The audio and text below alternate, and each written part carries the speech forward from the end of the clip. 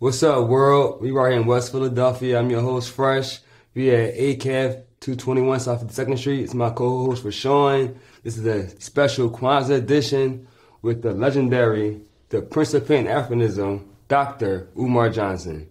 Peace and Pan-Africanism. Peace, how you doing there? All right. Coming out, but we appreciate you, man. Yeah, like I say, we appreciate everything you're doing for the culture and the community, you feel me? Glad to be here. Yeah, for opening the school, you know what I'm saying? Like, taking up for us as a people. Appreciate that. My first question I wanted to ask you was like, how was your upbringing coming up in North Philly? How was your household and things like that? We had a regular home, my mother. My parents were married, but they divorced. My mother raised us mostly on her own, and she did a great job. I went to Meade Elementary School, 18th in Oxford. Shout out to all my Meade School alum who I run into occasionally here and there. They shout me out when they see me. And it was at Meade Elementary School where I got my introduction into Black consciousness and public speaking. Mrs. Green, who I ran into coincidentally a couple years ago, I was given an award at a educational sorority, and she came up to me at the end. This was at the Microsoft School on Parkside. She came over to me. She said, "Who are you, young man? I need to know who you are." I said, "Mrs. Green, this is Umar Johnson from your Black history class." She said, "Oh my God." And I don't know what it was about Black history class in 4th and 5th grade, but I'm the only one from that class who actually stood with the consciousness. And that was also my introduction to public speaking. We had a Black history public speaking contest. I won first place, 4th grade, 5th grade, never shut up since. And a few blocks away, once I came out of undergrad, Millersville University, I would join the UNIA ACL, the Garvey movement, which coincidentally is a few blocks away from Meade Elementary. And so that would take my public speaking and my consciousness to a whole nother level. I was the youngest member at the time. So the elders would always ask me to speak about what it meant to be a school psychologist, because they never heard of a school psychologist. Most people hadn't. And so my first public speaking events outside of Philadelphia took place through the UNIA. I spoke in New York City, I spoke in Brooklyn, and I spoke in Atlanta.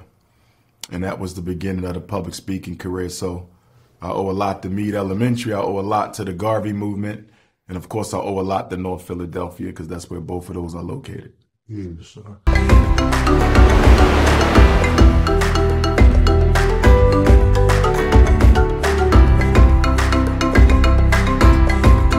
So could you see yourself being in this position right now when you first started speaking? Nah, I wanted to be a psychologist, clinical psychologist. That's a decision I made in the 3rd grade.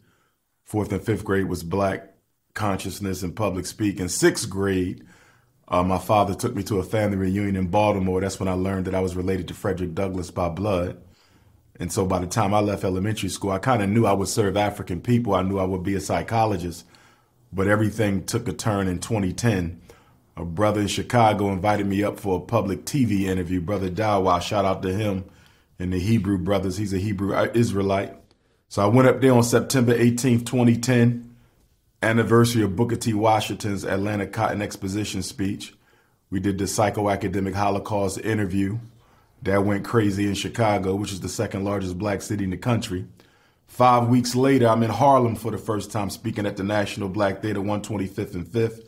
And I did my miseducation of the 21st century Negro. I had copies of the Chicago interview, gave them out.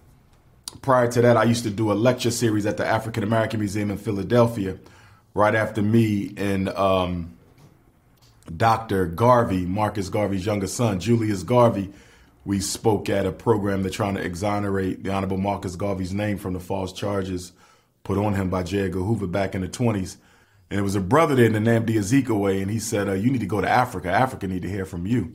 I said, let's do it. So I went to Africa in 2005 on my own, had a spiritual epiphany when I got to the Goree Island slave dungeon last week of July, and came back. 5 years later was the Chicago interview on September 18, 2010.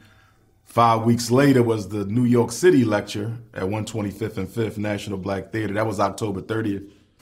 And after that lecture, everything changed. Literally overnight, after I left that New York City lecture, giving out those Chicago interviews, my phone just went crazy. And here we are 12 years later, and the ringing never stopped. Really stopped in just to get some coffee, man. They got some Cameroonian coffee that's slamming it. You know, yeah. If y'all like coffee, this is the place to come get it. You know.